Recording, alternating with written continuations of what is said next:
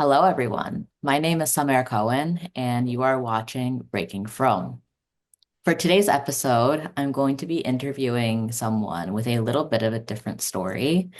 They were not raised in the Frum community, but joined later in life and have since left the Frum community. So it's a little bit of a different perspective, and I am really excited to be able to share their story with all of you.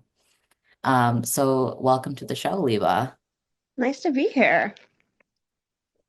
I'm honestly I feel like I don't often get to talk to people who kind of Kiroved in and then left. So I'm actually really excited just to be able to sit down with you personally and just talk about it. Yeah, I'm excited to be here. Okay. I like to start off with what was your Jewish life prior to joining, right? What was your early childhood like, your parents? So I grew up in the suburbs of New Jersey, and I definitely grew up around a lot of Jews. Like I'm from Bergen County. I grew up around Teaneck. But my family definitely was like reform-ish to secular-ish. We did like high holidays some years. We always did like one Passover Seder. Um, we did Hanukkah, but like my family honestly like was not super affiliated. That being said, I had grown up going to Hebrew school. Like interestingly enough, like a Kiruv program not run by Chabad people of like it was modern Orthodox people running a Hebrew school for non-Orthodox Jews. So I feel like because of that, I was out of my entire family really exposed to from life like much younger than everyone else. So like I had gone to a Hebrew school where like I had a big sister who like kept Shabbat and like did a few Shabbatons. So like and like I had a much more religious bat mitzvah than my sibling. So like a lot of these things of like I had a lot of exposure to from life, but it definitely like wasn't at all part of my home life. Gotcha. I mean, that's kind of interesting. Like, why was there a difference between you and your siblings? My parents like really are bit my parents are like very like liberal, hippie, whatever, and like really believed in giving us choice. And like for whatever reason, at like 9 years old, my sister ended up in like this my sister and I are 6 years apart, so they're 6 years older than me. Um Okay. and they're also non-binary, which factors into this whole story. But they're 6 years older than me, and they ended up at this like weird hippie social justice Hebrew school where they like didn't like a lot of it was like Tikkun Olam, whatever. And I, in the choice my parents gave me, ended up as this like very religious, run by Orthodox people Hebrew school. But I think like even though I was super exposed to that, like after my bat mitzvah, it wasn't really a factor in my life until I got to college again. Okay, interesting. I'm always so fascinated by like the Kirov movement outside of Chabad. Um, I didn't realize that Modocs people were doing Kirov stuff. Yeah, this is like really the most been exposed to it. I know that there's Manhattan Jewish experience in the Upper West Side that is also modern Orthodox Kiruv. But like that's really my extent of like modern Orthodox people doing Kiruv. And it's very interesting to me. Okay, that is interesting. Yeah. Um, so you're going to school in like this Modocsy space, but your parents are like kind of hippies, Yeah. and your sibling is like on the reform side of things. Yeah. So would you say that that was kind of the start of your interest in a more religious observance? Yeah. I mean I definitely I remember really liking it growing up. I think it like faded out obviously after like my bat mitzvah and I wasn't so involved and I didn't stay involved in anything. Like they definitely tried to like push me onto like the NCSY Kiruv pop pipeline that kind of exists after my bat mitzvah, but I was just like an overly scheduled teenager and didn't have time. So, but like I definitely feel like it was the start of something because I like had all these positive associations with like from Jewish life. Like I had this mentor who was older than me who I had this close relationship to, and like I've been to like a few Shabbatones and it was like all really enjoyable. So I feel like that kind of started the interest for me. And then I got to college and it like became much more prevalent. Okay. So you start, where did you go to school? So I went to NYU. Okay. So you go to NYU and what happens? So I got to NYU and I initially like was like, oh, like only really involved with Hillel. Mm. And like I'm kind of an interesting case where I feel like the Kiruv I got exposed to in college was not purely Chabad. Like I also was very close with the Orthodox Union JLIC rabbi. And that was mostly out of I mean this is me skipping ahead, but like I eventually have to do an Orthodox conversion, find out my mom's conversion isn't good enough. Um whole thing and like the Chabad rabbi at NYU essentially was like, I don't do conversions. You find another rabbi. So that is kind of why I was like, I ended up close with both rabbis. But I started at Hillel. I was starting to. I honestly like really just like NYU is a very large school. There's not a lot of community. I remember feeling very like isolated and alone my first few weeks.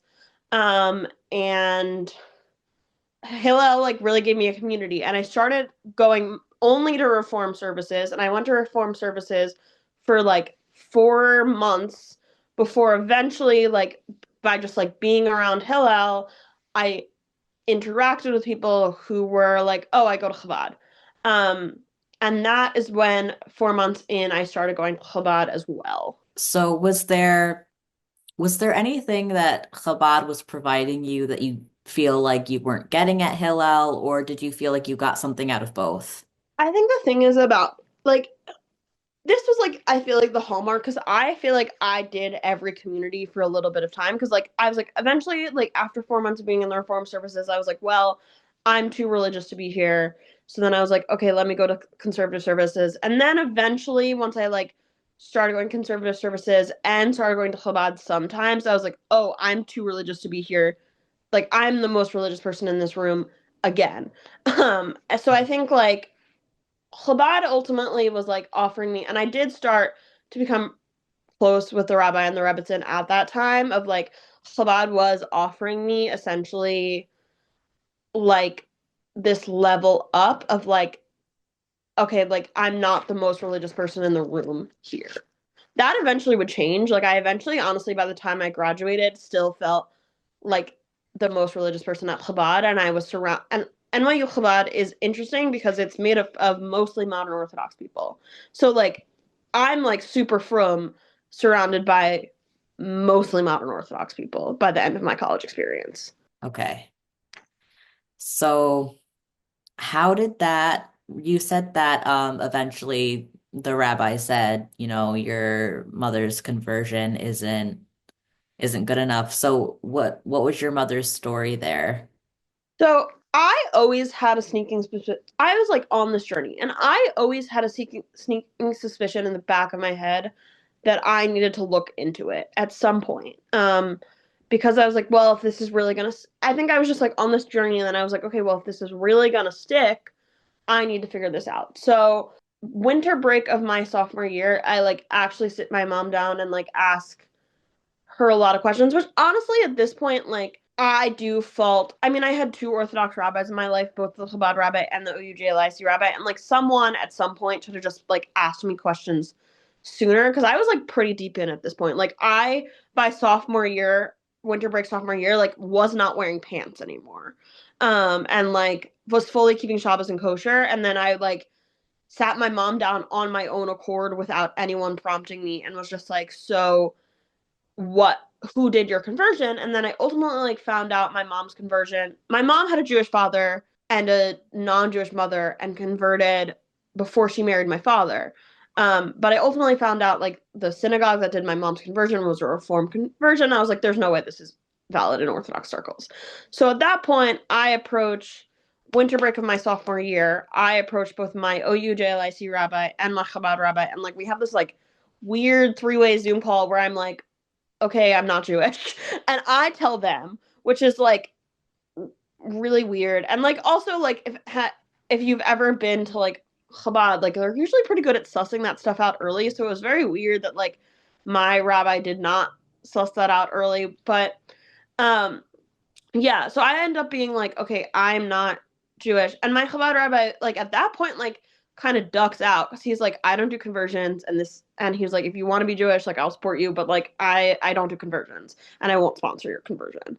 Um, but my OUJ rabbi was like, I have a close connection with the head of the New York City Best like if you really are sure you want to do this, then like let's do it. And at that point, like so much of my life had already been radically changed by this. Like I was keeping Shabbat fully, I was keeping kosher fully. Like I'd had all these disagreements with my parents over like the fact that I was like making all these changes to my life, and at that point was like, well, okay, obviously I'm going to become Jewish. So like it's not even a question at this point.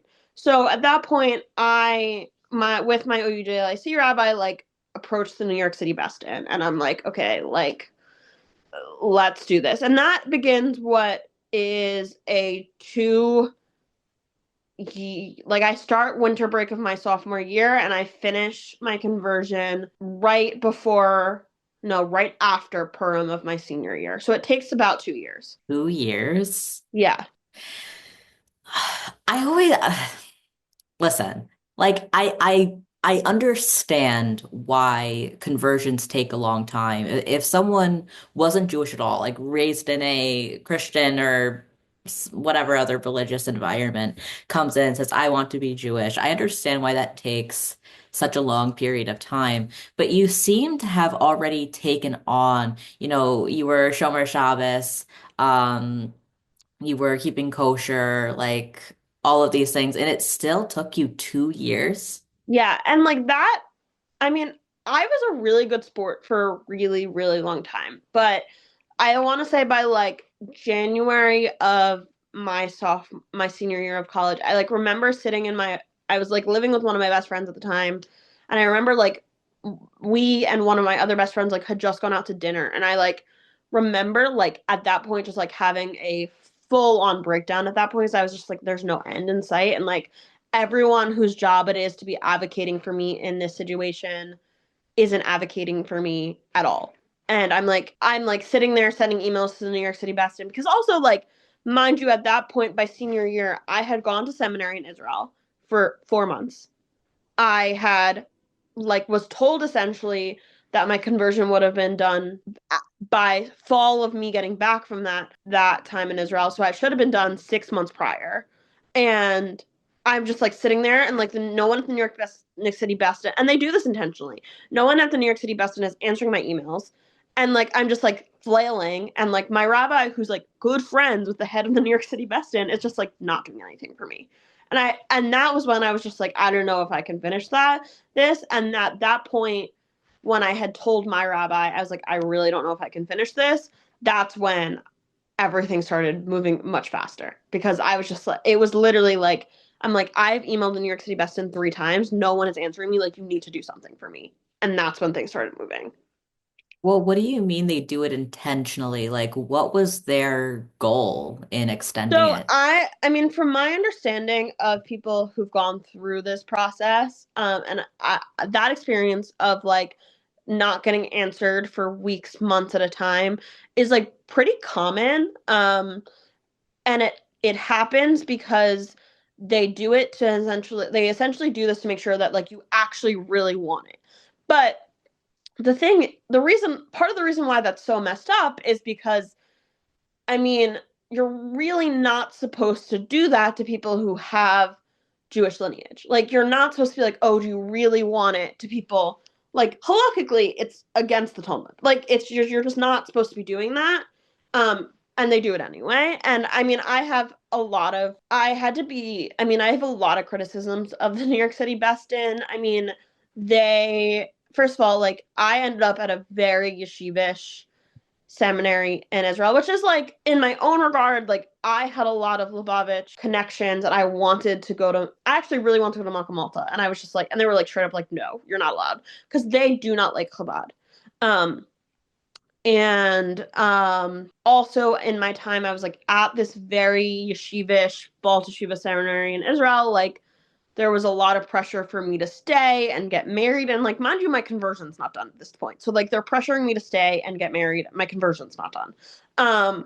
And also, I mean, I think that was like when a lot of I think there's all this subliminal messaging. And like to give credit to someone in the situation, the only person in the situation who never gave me subliminal messaging of like where I was in my religious journey was not good enough was my OUJLIC rabbi who was sponsoring my conversion. But like my Chabad rabbi, the messaging I was getting from the New York City Bestin, the messaging I was getting at seminary was like to be Machmir modern Orthodox. And at that point I was Machmir modern Orthodox. I was Shomer Negia. I kept fully kosher. I fully kept Shabbos. I didn't wear pants. Like all of these things. I was very sneeze. Like I was a Machmir modern Orthodox person, but the messaging I was getting from everyone around me, besides my OUJLIC rabbi, was, well, that's not good enough. Okay. So, not to backtrack too much, but I'm a little curious. It seems like these are all really radical changes that you're making, right? Yeah. From originally how you were raised. How did your family and friends react to all of this? So my my friends were actually pretty okay with it for the most part because I think also like my social network in college was through the Orthodox Jewish community. So most of everyone I was interacting with identified as modern Orthodox and was like and was also religious. The only times that anyone in my life started to get concerned, and this is a little bit jumping ahead, is that my best friend and I were living together our senior year, and we're both like Orthodox. And I tell her that I'm gonna move to Crown Heights after graduation, and that was like when we got into a huge fight about that. 'Cause she was like, and ultimately at the end of the day, now we're still friends. Like we're still very good friends, and like I've had to go back to her and be like, so you were right. But she was like, this is a terrible idea. Do not do this. And I was just like, well, what are my choices? Because I'm too religious.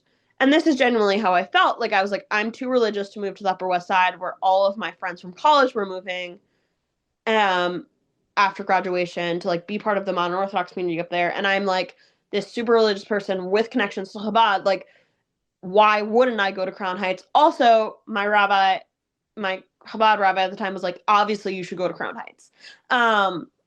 So that was all happening. I think my parents really, to give them a lot of credit, tried to be very unconditionally supportive and were very quietly concerned and have told me since I've left that they had a lot of concerns, but like were letting me figure it out on my own. But there also was definitely conflict. I mean, at points in my like I came home and I could no longer eat in their house. And like that was a big conflict, you know, and like it for moments of time it made me very isolated from my family because it was just like hard to go on family vacations. It was hard to go home for holidays. Like nothing was ever simple. I mean, I really distinctly remember, and this was deeply, deeply upsetting for me at the time. Like I did not want to come home for the first Thanksgiving after I'd become from because my grandmother at the time, who like passed this past summer, she was an amazing woman, but like at the time was like, I'm too old. I'm not hosting Thanksgiving in my house. We're going out for Thanksgiving. And I'm like,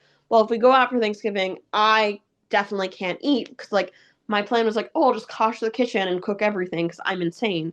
And um and my so I was like, I definitely can't eat. And like my family had promised me that there would be a kosher meal when we were going out to dinner, and like there was none. There just it wasn't there. Um, and I like literally remember like first of all, I just like I'm not a person who likes to be the center of attention, and like my 20-person family is all staring at me upset. And like I like remember just like literally like sobbing in the bathroom that Thanksgiving, and it was really upsetting to me at the time. Looking back, I'm like that was kind of ridiculous of you, but like I think like there was all these moments that really did isolate me from my family. And then also, I mean, at the same time, like my sister and I have had historically a complicated relationship that in our adulthood have resulted in us being very close. But like, I mean, and I think part of the story I haven't really gotten to is like really what forced me to ultimately leave was my experience in Crown Heights. But my my sister is non-binary. They are in a relationship with someone who's also, I mean, at the time when I first started becoming religious, they were dating someone who identified as a woman. Now they're dating someone they're actually about to get engaged to, someone who's also non-binary. And like it was very hard to like, I love and support them unconditionally. It was never a question for me. Those values never conflicted. But for people around me, they felt like they should. Okay. So yeah, I mean, I'm kind of curious about that because it seems like most of your friends at NYU were pretty Modocs and like the Modocs world is definitely on a sliding scale of both just like what you would consider traditional family values to like they can be pretty liberal or pretty conservative. That's also true of religious observance. So, what compelled you to want to become significantly more religious than the people around you?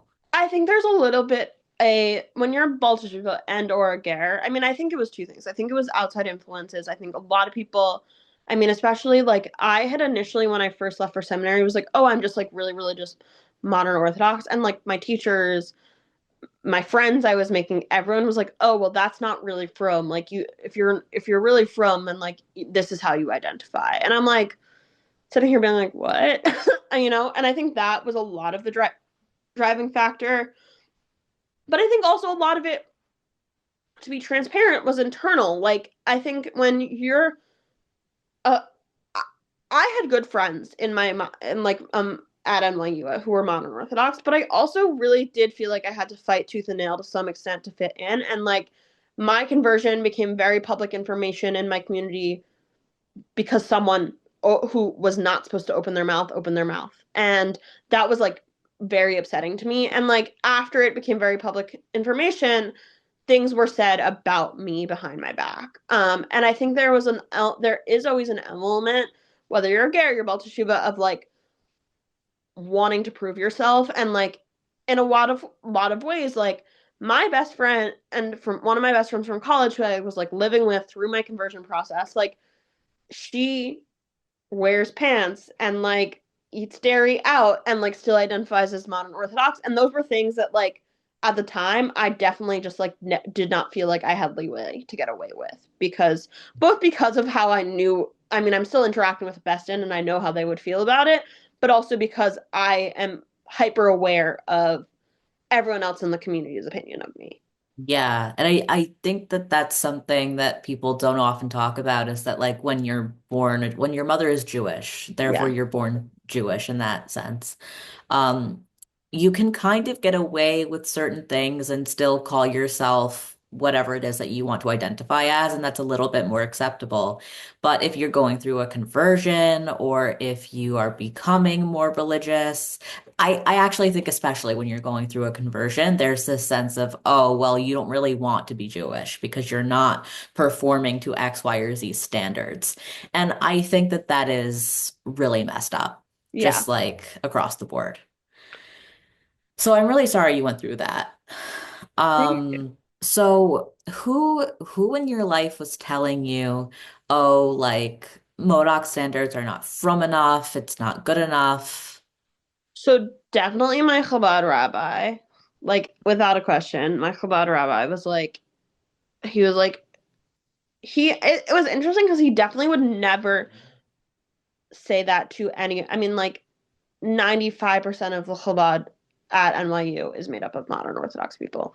But like I mean, I apparently now since I've graduated, they have a whole separate Kiruv arm for, because there's all these non-Jews, there's non-religious Jews that like NYU Chabad just like doesn't engage.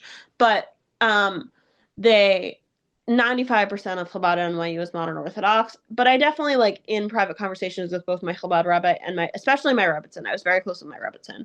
Um, the conversations really were, well, modern Orthodox like is a lifestyle, but really does it preserve the values you so desperately want? And I also think like it's some degree of importance to know that like I love my family deeply, but I come from a very complicated family background. I mean, there's a lot of mental health issues in my family, both my dad and my sister. And like that was something coming into college I was coming in struggling with, and I think to some degree my Chabad rabbi and Rebbitzin were very comfortable exploiting that and presenting me like, well, these were the issues you had in your family growing up. Now, if you really want you're to not repeat that cycle, this is the life you should lead.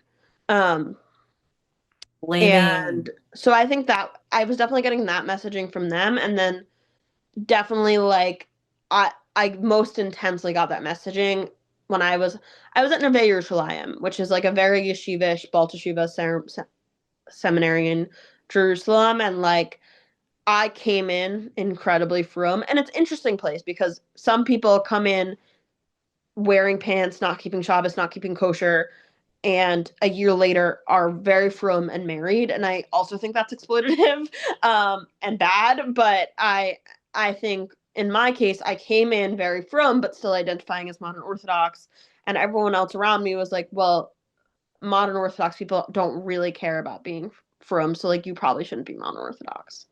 woof. Yeah. So, I mean, I kind of expect that sort of behavior from a lot of more like very staunchly from people of being like, oh, well, Modoxy is more of a cultural thing. It's not really used to preserve Yiddishkeit, and you should higher your standards. I think what really shocks me from what you just said is this idea that your Chabad Rabbi and Rebbitzin were sort of using your family's secularism as the reason for why they had mental health issues Yeah. or why you had a more dysfunctional childhood of sorts. That's so bizarre to me. Yeah, and it's something that I really bought into until I moved to Crown Heights. And then I moved here and I was just like, no, actually everyone here has shit going on at home and no one talks. The only difference is that no one is talking about it. Like, Right. So, okay. So you go to seminary in Israel, you come back to America, I and finished my senior year of college. I finished my conversion of just about the end of my senior year of college. Um, and about March, well, when did I take my job? I took my job May time. I took my job about April, and my job was in Borough Park. My job I'm at the time was coming on as a research assistant in OBGYN at at hospital in Brooklyn, but now I actually am director of research in that department. But my so I'm coming on, so I get a job in Brooklyn anyway, and also I'm having all this conflicts about moving to Upper West Side, mostly because I think there also was a level of fighting to fit in the modern Orthodox community that I didn't like, and I wanted to be around more Balt Shuvas, and also like my Chabad rabbi is telling me to go to Crown Heights. I feel way more religious than all my friends that are moving to Upper West Side, and I think those all compound to May of my senior year of college. After May of my senior year of college, I decide and I find a place in Crown Heights. all right. So May of your senior year, you moved to Crown Heights. Yeah. What's that like? At the start, I I loved it. At the start, I mean, actually, I don't know. I think the first few months I lived there, I mean, I was not someone coming in from like having gone to Makon Alta. I was not in a Makon program. I was not in Makon Hana. So like I at the start actually remember really not liking it, but that was mostly because I didn't feel like I couldn't find friends. Eventually I get tapped in to organizations in Crown Heights that do allow me to make friends. So I get pretty involved with Living Chassidus, which is an organization for like young single women in Crown Heights, and I like start making friends through that. I get close with my roommate and my roommate's friends. I found my roommates through like a random Chabad girls WhatsApp group. Like, and I get pretty close with my roommate and my roommate's friends. And like at the start of it all, it was pretty good. I mean, there was times that it was lonely, but I think like I was just so deep in it mentally, um, that I was not really seeing the bigger picture. Um, I think everyone else around me who had known me before was.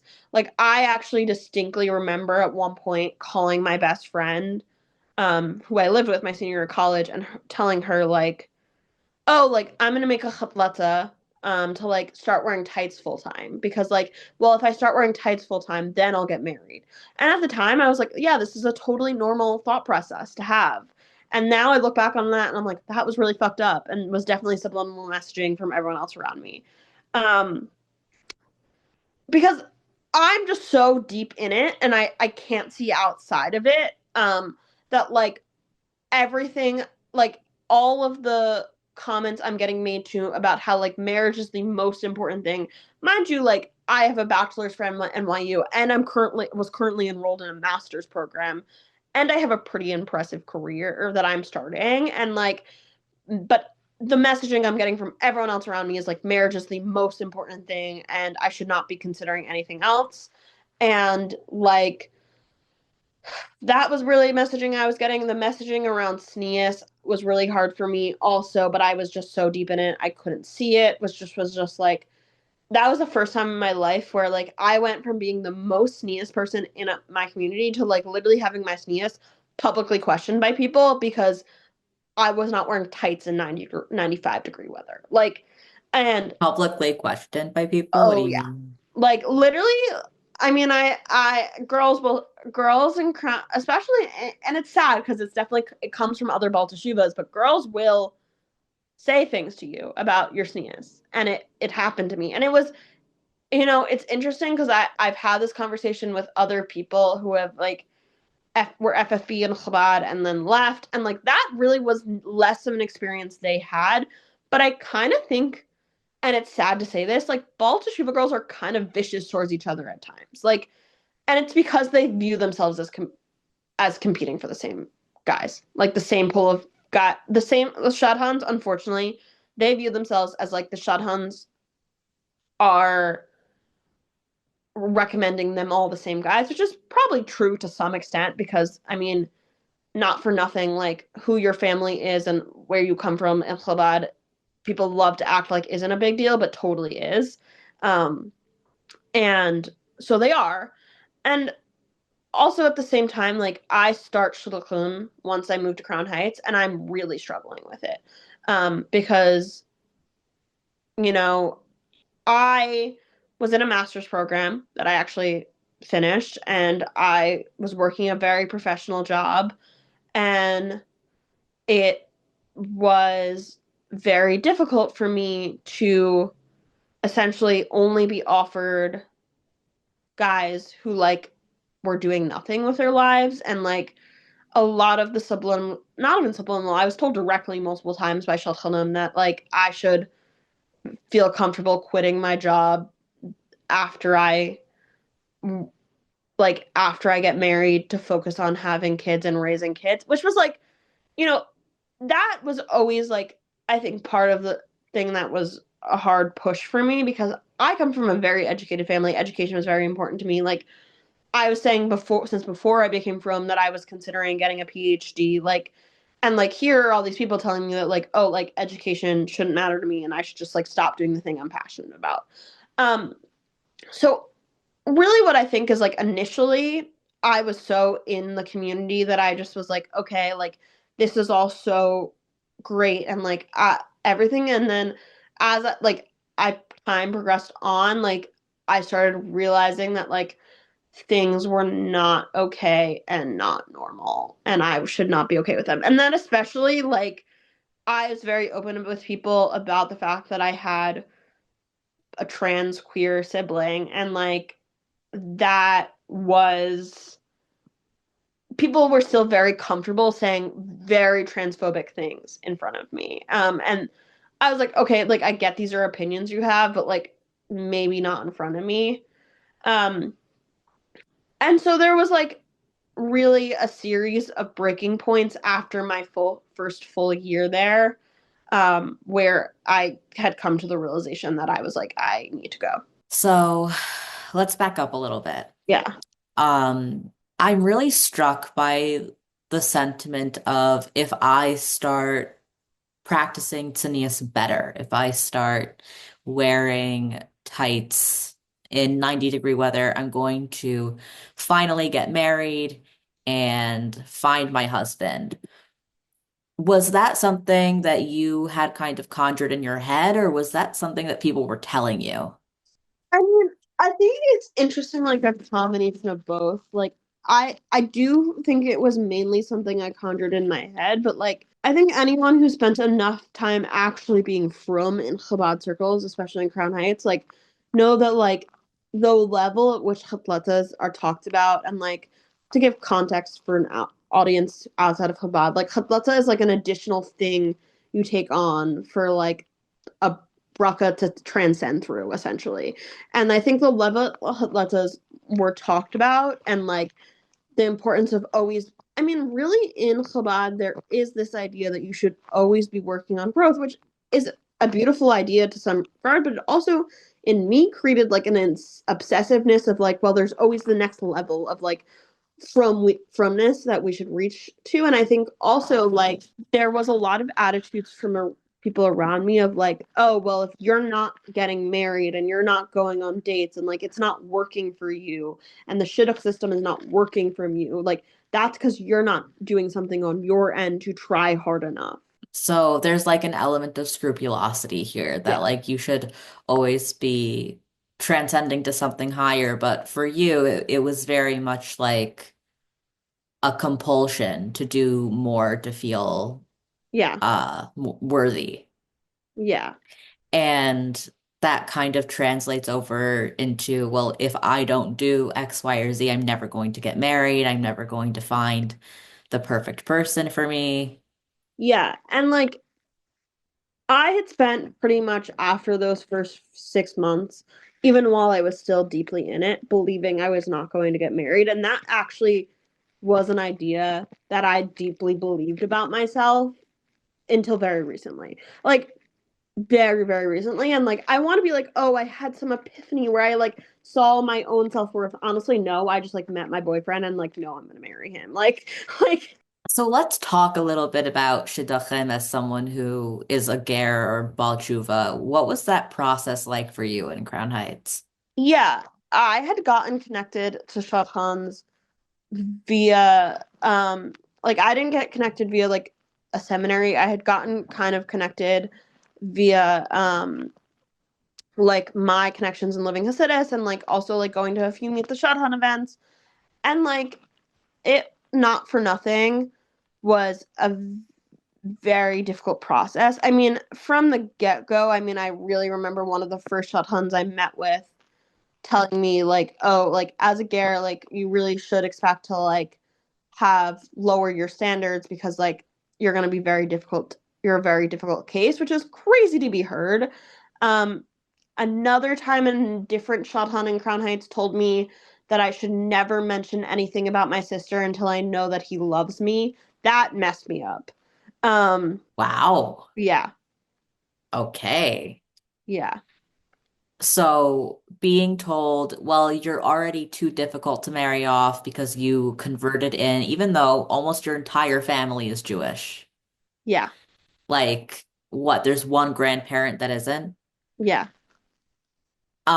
So you're too difficult to marry off because you're a convert, and then like you should wait until your husband loves you before you mention that this very important person in your life is queer.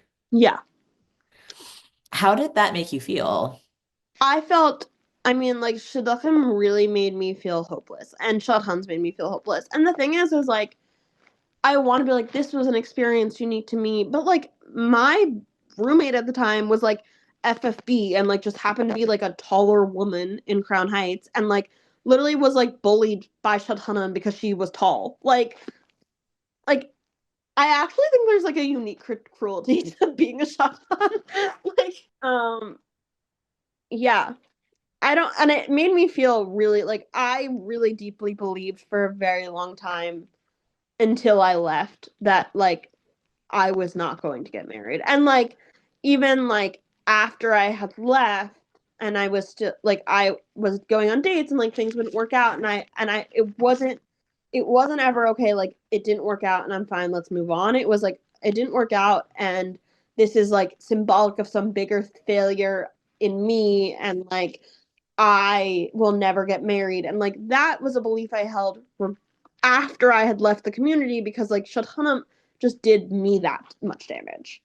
So, what kinds of were you going on dates? Like, were Yeah, you I being was going on dates. I was getting it. I had gone on a series of dates, mostly with Hadar Hatorah guys, which for people again outside, that is the Baal Teshuva male yeshiva in Crown Heights.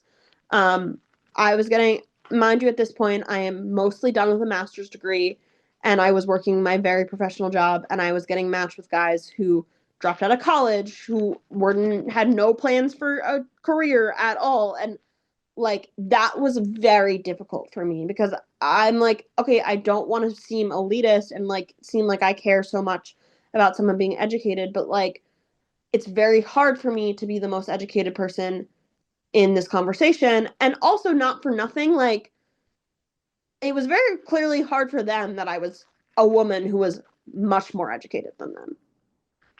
Yeah, and I mean compounded by the fact that like you have Shadchanim saying, well, when you get married, you should just, you can have your degree, but you should stop working and let your husband provide and you should have kids. How is your husband supposed to provide for you if he's not getting an education or if he doesn't even have a career? You don't need Yeah, to have an education to own a business or whatever else. But if they don't have career options lined up, why are you being told that you should quit your job?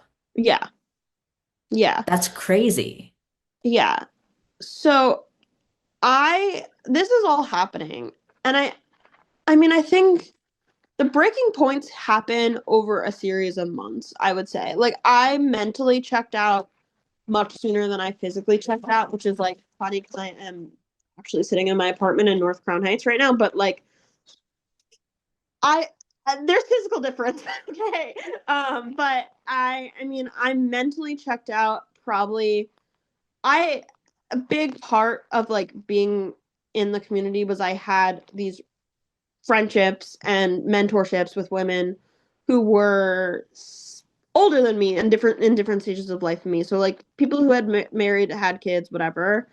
And I had finished my master's degree in May, and that was something not for nothing. It was a really something I was incredibly proud of. I mean, I had done that master's degree while working full time in an incredibly hard position, and I financed it myself, and like it was a lot of work, and I was really, really proud of myself. And I remember essentially having both told my mashpia at the time and two separate women who I like had a close personal relationship with, just like how proud of myself I felt and like how excited I was to be done.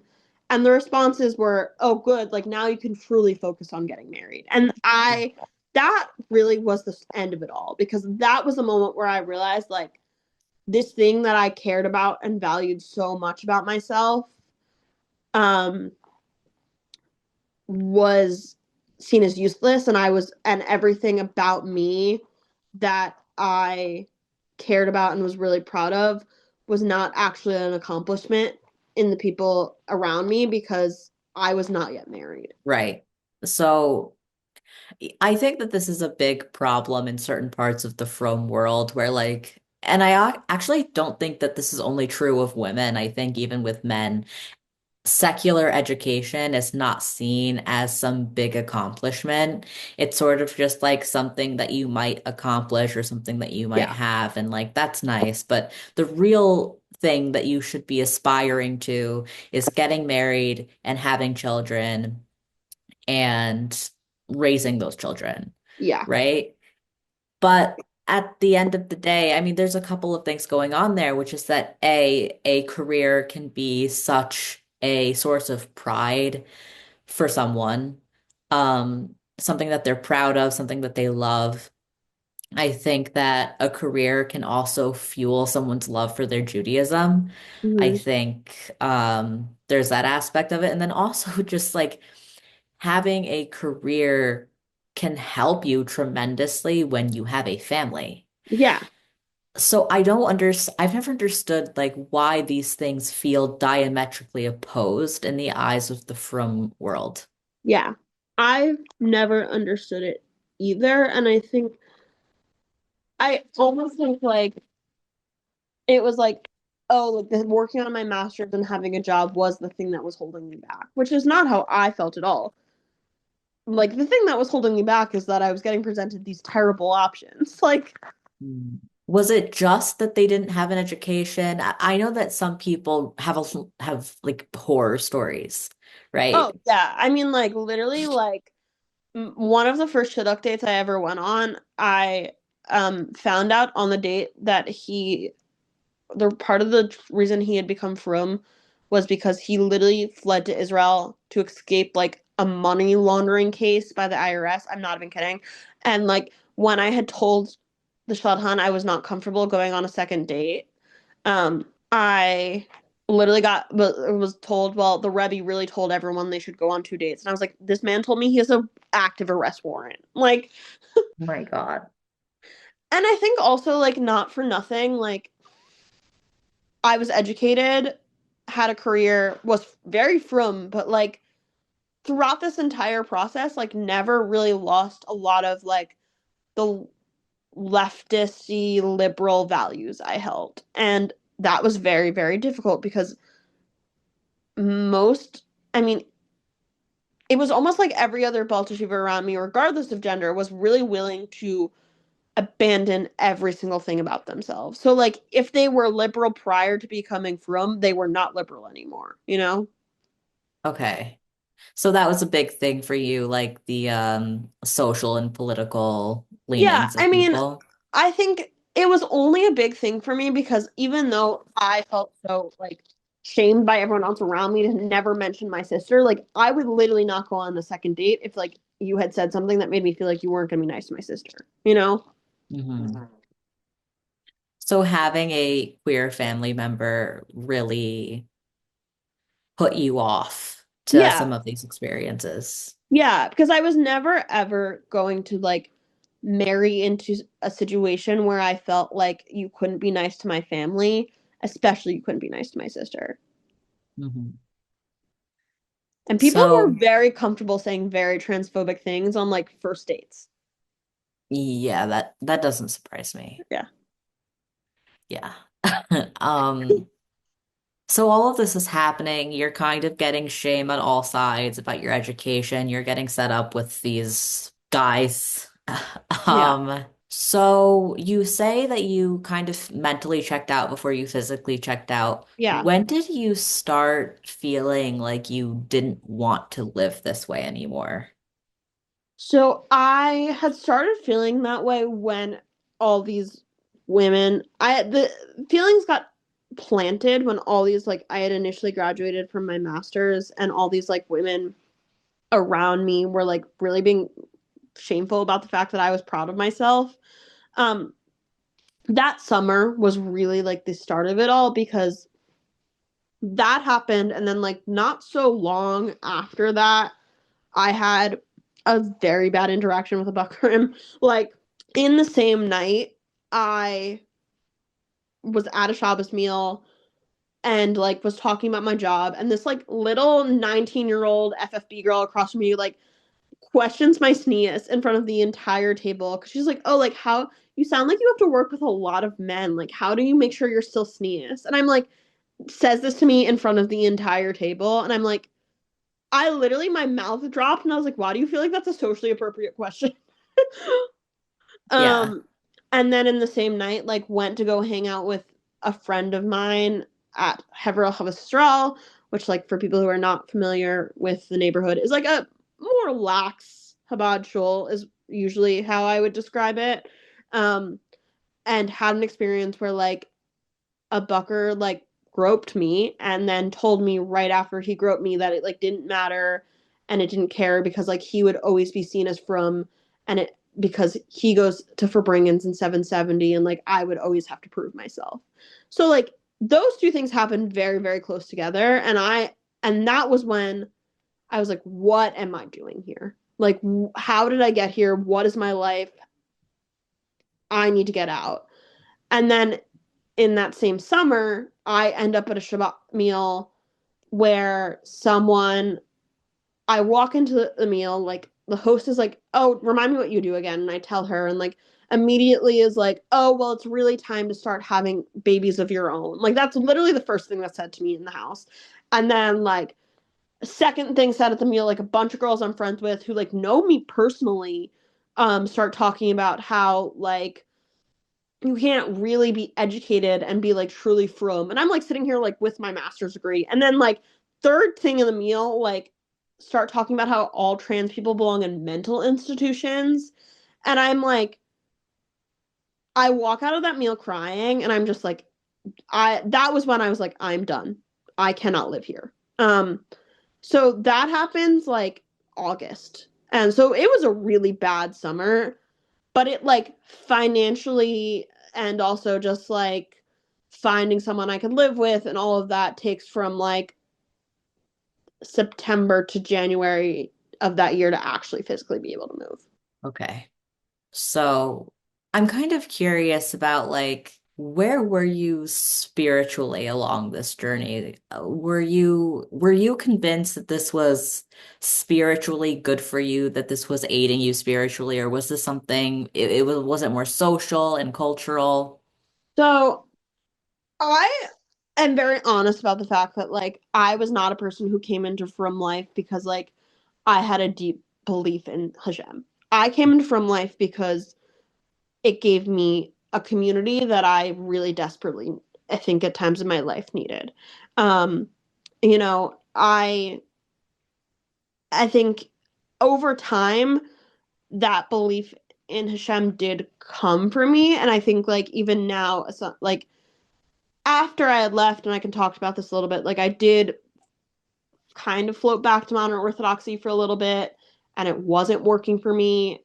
So like there are times like now I still have this like deep connection. I just don't really do that much, like halakhically. But you know, I think at the time I did as this was happening over the summer, I did have this really deep belief in Hashem and like I I did have this really deep belief in Hashem and like not for nothing like I just knew this was not the environment I needed to be in. Like it was just like really was just like I was really unhappy and I was not doing well and like I think it was very hard, but I kind of did have to go like tails between my legs to like multiple of my friends who had known me throughout this entire journey who were not part of the community and be like, I made a really big mistake. Like, what do I do now? Right. So having this like strong belief in Hashem, did you ever feel like these people purport to have the strongest connection to God, like the one best way to him? Did you ever feel like, well, I believe in Hashem and like this clearly is not the best way? Yeah. Did that ever Oh, cross your 100%. mind? I think that really felt very strongly. And also, like, not for nothing, like, to give you context, I have lived outside of like Chabad Crown Heights since April of 2024, right? So it's like not been so crazy long. I lived in Crown Heights through because I was like save at this time I was very emotionally checked out, but I was still like financially saving money to move out and like move into a different apartment and like looking for roommates and like whatever through October 7th. And let me tell you, that watching these people's reaction to October 7th where they were like essentially pulling like oh well it's we really just need to turn ourselves more into like becoming more and more from and I'm like sitting here like having a crisis of faith because of it, super isolating. Yeah, I imagine that that is really tough. So when did you end up moving out of that apartment in the center of From Crown Heights? So I had moved able was able to move out April of 20, so like with finding a roommate and everything I had moved out in April 2024. And was it sort of a steady, like dropping this here, dropping that there, or did you just completely stop everything? No, I definitely didn't. completely stop everything. And I actually like I want to say was keeping Shabbos through the end. So I have initially was like, okay, I'm just gonna change communities and that will fix it.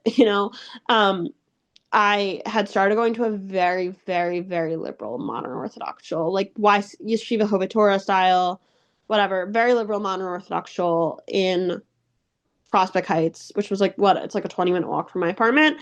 And I initially was like, initially it was great. I mean, I it was so much better initially, but I think just and I had fully kept Shabbos through the summer. I had started like eating vegan and dairy out because I was just like laxing a little bit. And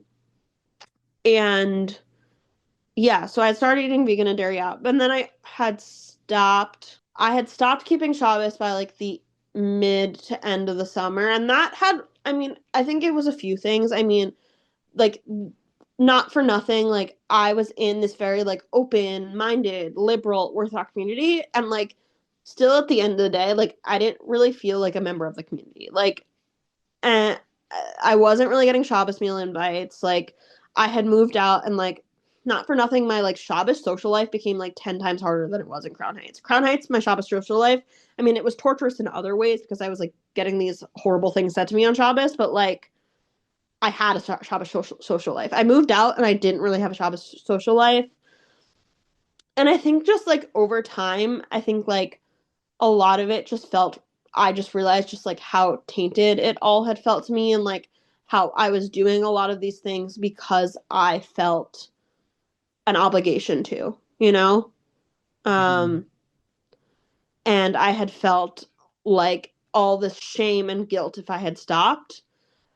So I had fully kept Shabbat until from like April to I want to say August. And then like slowly started going on my phone on occasion, was okay. Over the summer like I was going home a bunch just cuz like a lot of things were not great in the city, and like I was like not really caring that my dad was driving me on Shabbat, and like would get in the car, and like so I like really started really, really laxing. And then by like September, I was just like very much at peace with the fact that like I don't keep Shabbat anymore. And I still, to this point, like I still kind of keep kosher, is what I say. Like I don't eat non kosher meat. This kitchen I currently live in is kosher, although I am moving in March. So that may change because my boyfriend, who I'm moving in with, doesn't keep kosher. But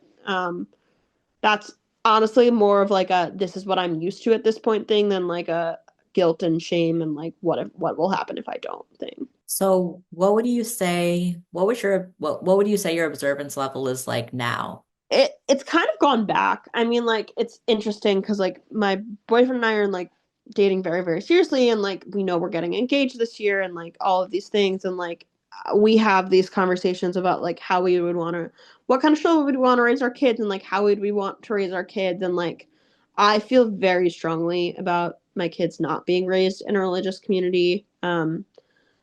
I definitely think like we are going to be the type of people who are engaged in a shul and like not necessarily keep Shabbat, but like have a Shabbat dinner once in a while. And like to me, like my Jewish identity and the values of Judaism are still very, very important to me and like a defining part of who I am. Um, but I just think like the toxicity of like religious community is something I'm not so comfortable with anymore.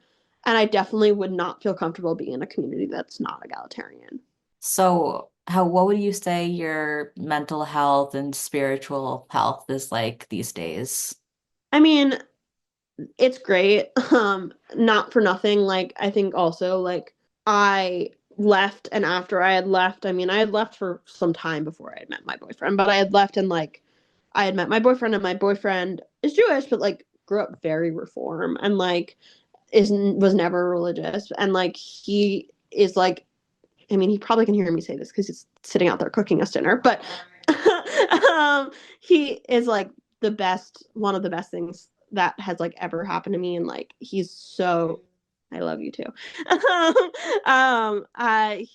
He's so good to me, and like I think that is really like my mental health has gotten exponentially better since I left. And like in terms of spiritual health, like I think there are things that I miss. Like I miss being fully engaged in a community. I just don't think right now there's that's something I'm ready for. I think over time, like I would like to get back to a point where like I feel like I'm an active member of a Jewish community that I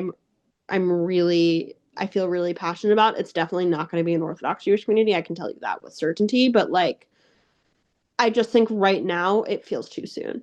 Yeah, I think that's fair. I think that for a lot of people who fry out or go OTD, there's a time of separation that's really important. I know that like when I left, I took years to Yes. separate myself entirely. And it was only then that I could try and parse out, what is good for me, what isn't good for me, and how do I feel about it. And so I think that feeling, that separation, and sort of grieving, that Yeah. grieving process Yeah. is really healthy and important. Yeah. Definitely. So one more question before we end this interview. Yeah. If there is anyone who entered the community who is maybe having some regrets or is who has entered the community and is really just like fully going at it, like really strong, what advice would you give to them based on your experiences? Yeah. I think the biggest advice I would give is just like slow down. Like don't let other people like tell you who you should be. Like you at the end of the day, like you came in like whether or not you become a religious Jew or not, like it does not involve you completely abandoning who you are. You had a personality, you had feelings, thoughts, opinions about the world before you became frum and like becoming there's nothing in the Torah that obligates you to completely abandon that in order to become frum. And I also think like it's about finding the right community. For me, I think if I look back and I think if I had maybe moved to the Upper West Side, uh after graduation and not Crown Heights, there is a potential that I would have stayed from. And I think like there's a lot of outside influences telling you like being the most frum is the best thing, and that's not necessarily true. You have to find what's right for you. Yeah, I think that's great advice. I think that a lot of people have a tendency to prove something when they're entering something that they're not born into. And I think that you should never have to prove yourself to Yeah. anyone. You should do what's right for you. Yeah, So definitely. thank you so much for sitting down with me and sharing your story. It's a really powerful one, and I think it's something that the From world and the OTD world needs to hear. Yeah. Um, Thank you for having me. of course. So, to everyone watching, thank you for listening to Liba's story. Thank you for tuning in. Please like, comment, subscribe. It really helps the channel. We're uh, doing a little better than I expected that we would be 3 weeks in, which I'm really excited about. So let's keep up the momentum. If you have anything that you would like to share, if you would like to show support to Liba, go ahead and leave a kind comment. Otherwise, thank you for tuning in. Goodbye. Thanks.